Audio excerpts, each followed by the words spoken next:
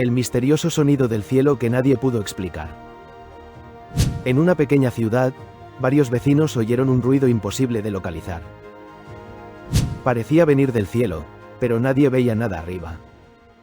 Algunos pensaron en un fenómeno natural, otros en actividad humana oculta.